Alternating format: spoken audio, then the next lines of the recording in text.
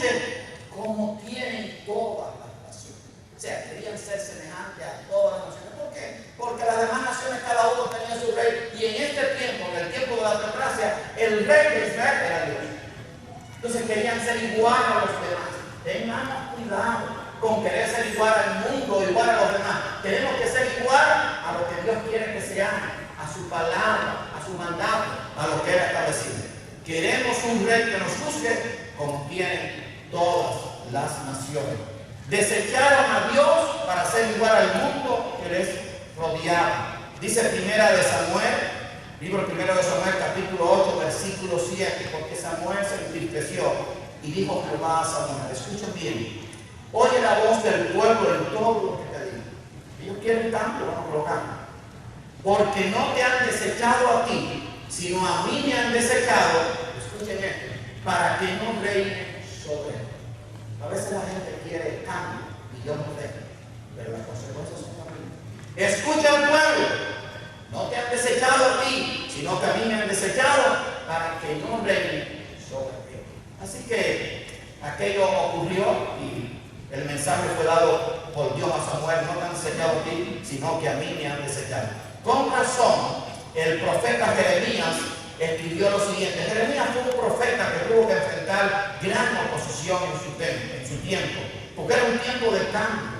Era un tiempo en que el mensaje de Dios, cuando se decía que venía juicio sobre el pecado, no le gustaba. Y entonces Jeremías fue un hombre, un profeta menospreciado por los hombres, fue afligido por los hombres, fue encarcelado por los hombres, tuvo que pasar hambre, necesidad, soledad y todo por causa de la palabra que estaba siendo predicada, que Dios se le había dado y él podía aprender. Y entonces fíjense lo que él escribió allí en Jeremías 15, 19, la última parte, pero voy a leerlo completo. Por tanto, así dijo Jehová, si te convirtieres, yo te restauraré y delante de mí estarás. Y si entresacares lo precioso de oír, serás como mi boca. O sea, tenemos que apreciar lo que es santo. Ahora, fíjense esta última frase. Conviértanse ellos a ti, o sea, el mensaje que yo te doy, y tú no te conviertas. O sea, yo no tengo que tratar de que yo como creyente, como iglesia, convertirme al mundo. No, ellos tienen que convertirse en nosotros. La cosa tiene que ser así. Ahora sucede todo lo contrario. Conviértanse ellos a ti y tú no te conviertes.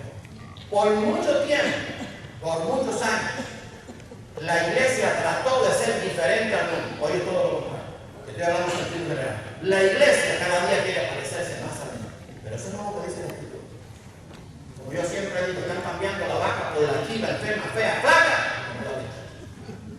Eso es lo que pasa.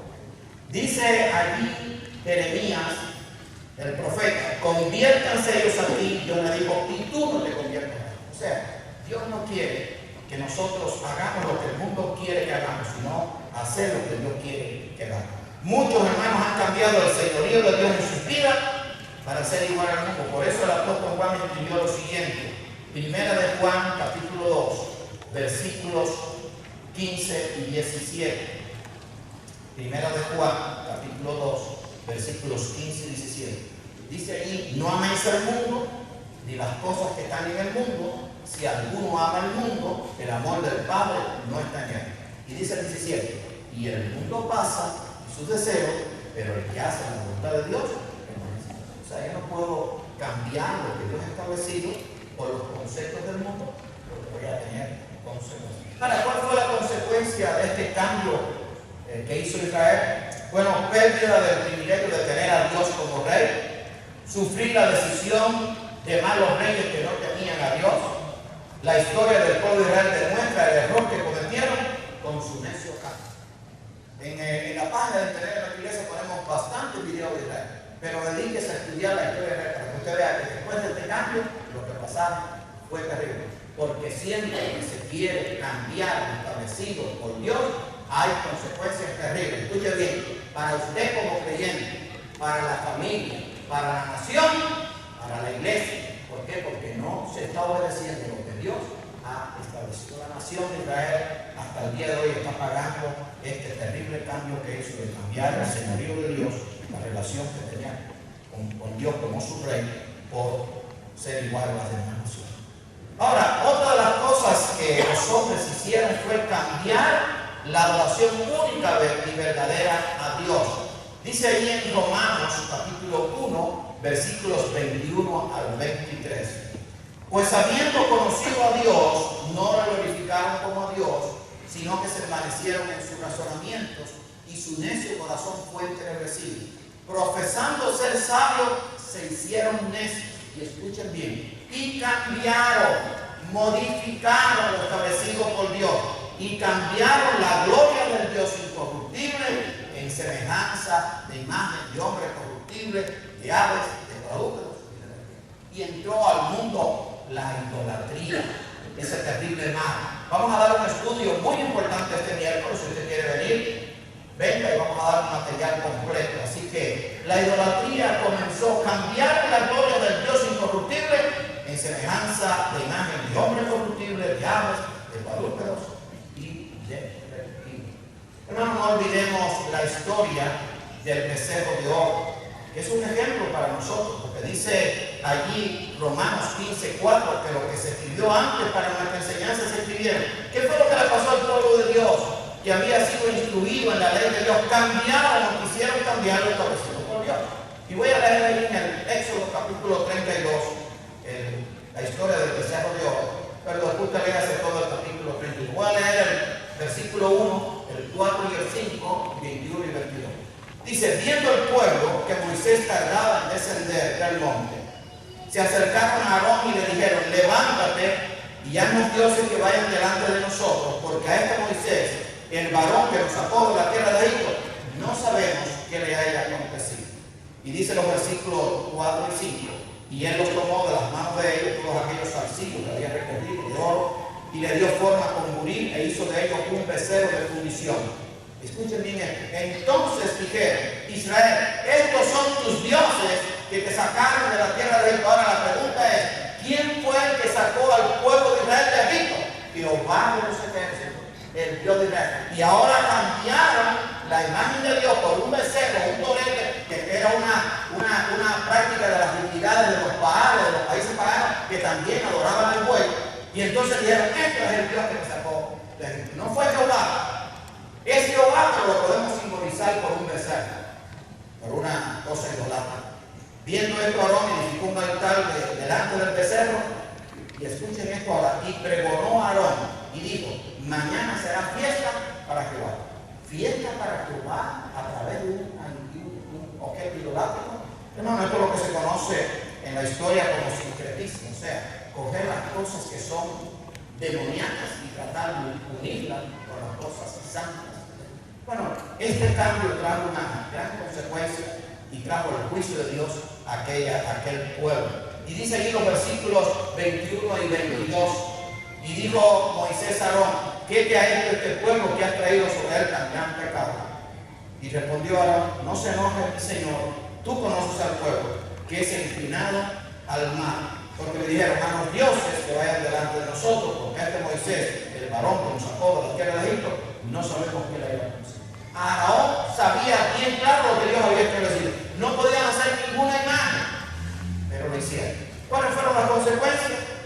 Engaño, confusión, pecado, condenación. Murieron en aquel día como 13,000 hombres del pueblo de Israel. Y después dice en el versículo 35: y Jehová hirió al pueblo porque habían hecho el becerro que formó Aarón. Y el castigo, dice allí, de ellos, después Dios no continuó. ¿Por qué?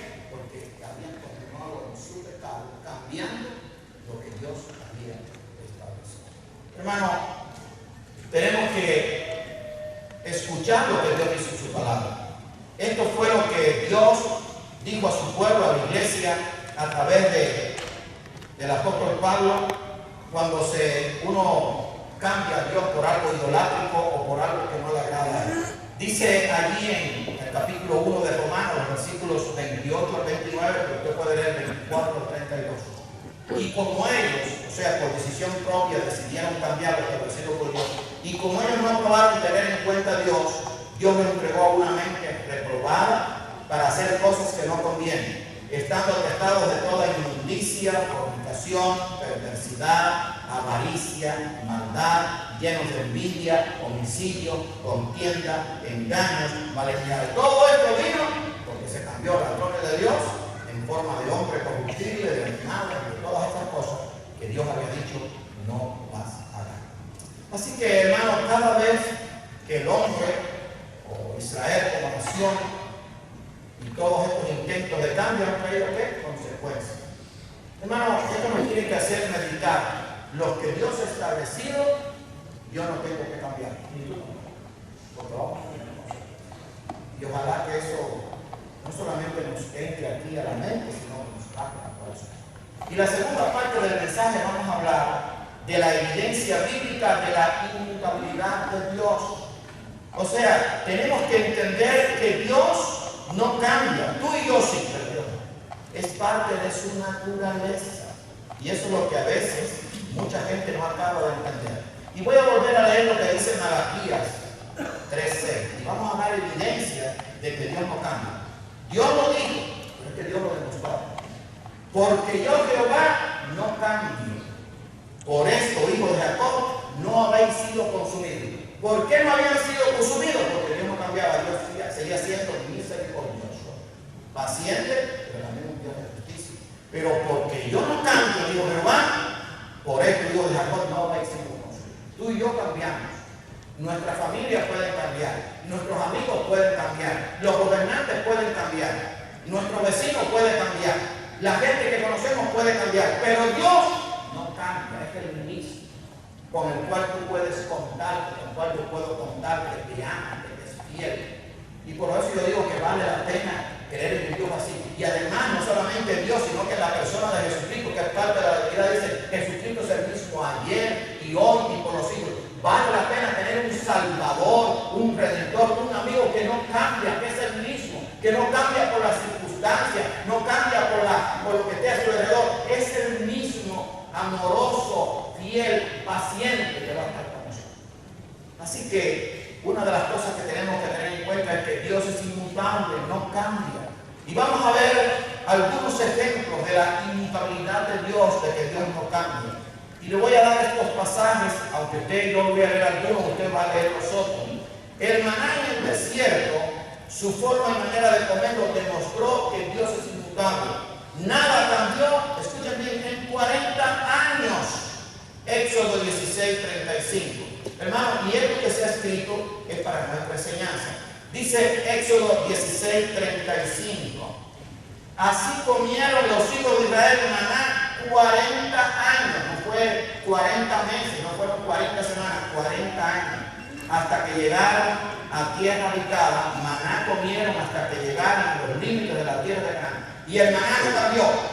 Si alguno protestaba: no me gusta el maná, tenían que comer el maná. Punto. No, que le eche un poquito más de sal, no hay más sal, este es el maná. No, que le eche un poquito de ají, no hay aquí, este es el maná.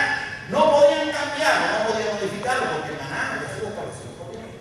Y era el que iba alimentando en calidad, y lo alimentó a tal grado que se mantuvo todo aquel pueblo, que eran por lo menos 2 millones de personas por 40 años. Así que el maná no cambió en 40 años. Ahora, no solamente no cambió el maná, sino que no cambió la forma de hacerlo, porque Dios estableció: yo te voy a dar el maná, pero esta es la forma que tienes que hacerlo. Y no lo podían cambiar. 40 años, estamos hablando de 2 días. Eso demuestra que Dios no cambia, como algunos piensan. Dice en Éxodo 16, versículos 16 y 19.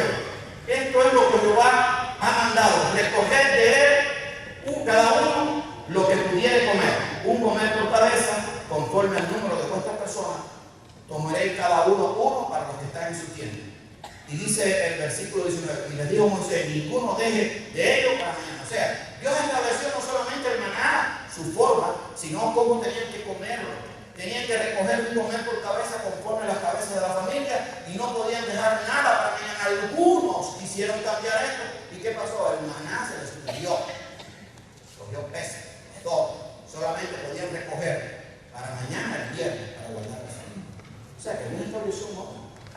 Así que no es como tú quieres ni como yo quiero, es como yo quiero. Y eso a veces no es verdad.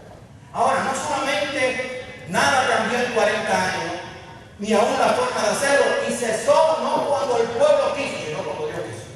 Así que no podemos cambiar las cosas como nosotros queramos. Dios va a cambiar, si hay que cambiar algo, cuando Él quiera. Pero acuérdense de eso, Dios no cambia. Lo establecido por Dios lo va a cambiar.